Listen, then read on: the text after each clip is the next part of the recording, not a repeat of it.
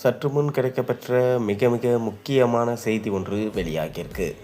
ஓட்டு போடும்போது ஸ்டாலினுக்கு ஏற்பட்ட பிரச்சனை. தமிழக முதல்வர் மு.க.ஸ்டாலின் குடும்பத்தோடு வருகை தந்து தனது வாக்கினை பதிவு செஞ்சார். மனைவி துர்கா, மகன் உதயநிதி, மருமகள், பேரனுடன் வந்து முதல்வர் ஸ்டாலின் வாக்களித்தார். சென்னை தேனாம்பேட்டையில் உள்ள கல்லூரியில் வாக்களித்த முதல்வர் ஸ்டாலின் அனைத்து வாக்காளர்களும் தவறாமல் வாக்களிக்க வேண்டும் என மக்களுக்கு வேண்டுகோள் விடுத்தார்.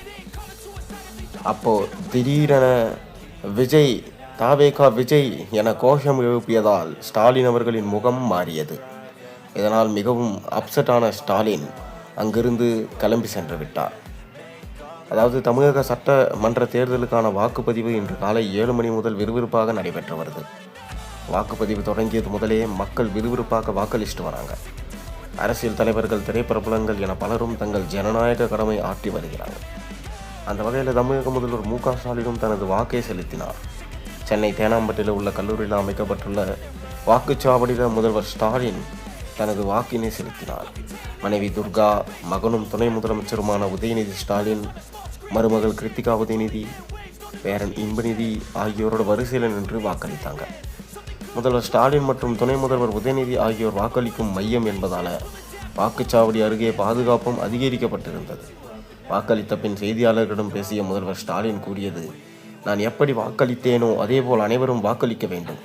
தமிழக மக்கள் ஜனநாயக கடமையாற்ற வேண்டும் என்று வாக்காளர்களை கேட்டுக்கொள்கிறேன். தமிழ்நாடு வெல்லும் என சொல்லியிருந்தார். மேலும் விஜய் அவர்கள் இம்முறை வெற்றி பெற வாய்ப்பு இருக்கிறதா என ஒரு பத்திரிகையாளர் கேட்ட கேள்விக்கு சட்டென்று முகம் மாறிய ஸ்டாலின், விஜய் ஒரு நல்ல நடிகர், அரசியலில் அவர் தற்போதுதான் கால் ஊன்றி இருக்கிறார். திமுகவே வெல்லும், திமுகவே அரசாளும், அதை பொறுத்திருந்து பார்ப்பீங்க, அனைவரும் ஓட்டு போடுங்க என்று மாலைக்குள் 90% ஓட்டுகளாட்சி வாக்காளர்கள் போட வேண்டும் என தாய்மொழியுடன் கேட்டுக்கொள்கிறேன் என கூறிவிட்டு ஸ்டாலின் அவர்கள் கிளம்பி சென்றார் என தற்போது செய்திகள் வந்த வண்ணம் இருக்கின்றன. மேலும் இம்முறை விஜய்க்கே அதிக வாக்குகள் போடப்படுகின்றன என்கின்ற விஷயமும் தற்போது பரவலாக பேசப்பட்டு வருகிறது. மேலும் திமுக மற்றும் அதிமுகவுக்கு இருபுரி ஏற்படும் நிலை தற்போது ஏற்பட்டுள்ளதாம். நீங்கள் என்ன நினைக்கிறீங்க? யார் இம்முறை வெற்றி பெறுவார்கள்? உங்கள் கருத்துக்களை மறக்காமல் கீழே கமெண்ட் வாயிலாக தெரிவியுங்க.